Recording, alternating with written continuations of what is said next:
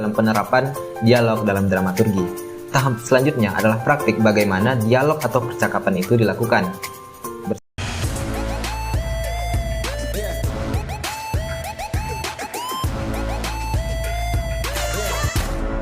Jadi begini teman-teman. Selanjutnya, dialog atau mempraktekkan dialog dalam percakapan dalam proses komunikasi yang ada dalam suatu cerita atau suatu drama. Dalam dramaturgi atau teater, hampir semua informasi disampaikan melalui dialog yang dilakukan para pemainnya. Dikutip dari buku drama Sejarah, Teori, dan Penerapannya tahun 2010 oleh Cahyaningrum Dejawati, dialog dalam drama berfungsi sebagai wadah bagi pengarang untuk menyampaikan informasi, menjelaskan fakta atau ide-ide utama. Dialog juga wadah bagi penikmat atau penonton untuk menangkap informasi, kejelasan fakta, atau ide utama sebuah cerita. Sebuah naskah drama biasanya disusun dalam bentuk skenario yang mengutamakan dialog para pelaku. Untuk mendapatkan vokal yang baik seperti kriteria yang disebutkan tadi, hal-hal yang perlu diperhatikan adalah seperti berikut ini. Pertama, artikulasi. Yang dimaksud artikulasi adalah pengucapan kata yang jelas dan terdengar setiap kata-kata yang diucapkan. Misalnya, contoh pengucapan dengan artikulasi yang tidak jelas seperti ini.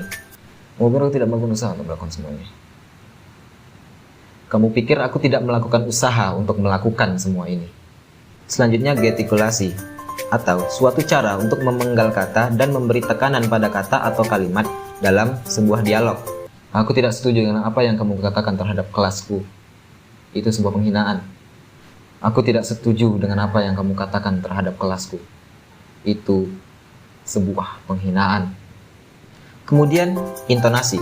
Intonasi adalah tekanan-tekanan yang diberikan pada kata atau bagian kata dalam dialog. Dalam tatanan intonasi terdapat 3 macam, yaitu dinamik, tekanan nada, dan juga tempo. Dinamik adalah keras atau lemah. Penekanan pada satu kata dalam satu kalimat. Misalnya pada kalimat, saya yang membangun istana ini. Penekanan bisa diberikan pada setiap kata. Saya yang membangun istana ini. Saya yang membangun istana ini. Saya yang membangun istana ini. Saya yang membangun istana ini. Tekanan nada. Tekanan nada adalah nada atau aksen dalam mengucapkan dialog sehingga penonton mengerti apa maksud dari ucapan kita. Misalnya pada satu kata, kata pergi. Ketika diucapkan pergi, itu terdengar seperti jawaban ketika ditanya, kenapa seseorang tidak terlihat? Kemana wanita itu? Pergi. Kemudian, dengan kata yang sama tapi dengan nada yang berbeda akan menghasilkan kesan yang berbeda. Ketika diucapkan dengan nada yang keras, maka kata pergi dapat digunakan untuk sebuah ungkapan mengusir. Pergi. Seperti itu. Yang terakhir adalah warna suara. Hampir setiap orang memiliki warna suara yang berbeda. Demikian pula, usia sangat mempengaruhi warna suara. Misalnya seorang kakek akan berbeda warna suaranya dengan seorang anak muda. Seorang ibu akan berbeda warna suaranya dengan anak gadis.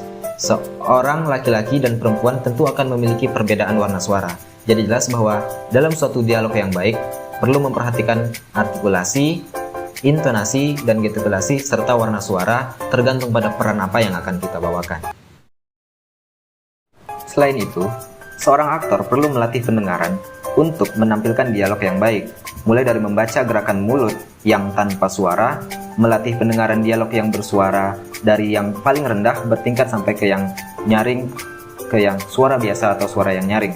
Karena selain suara, dialog juga memperhatikan mimik wajah dan ekspresi untuk memaksimalkan penampilan agar pesan dalam dialog tersampaikan dengan baik. Dilakukan dengan cara seperti ini.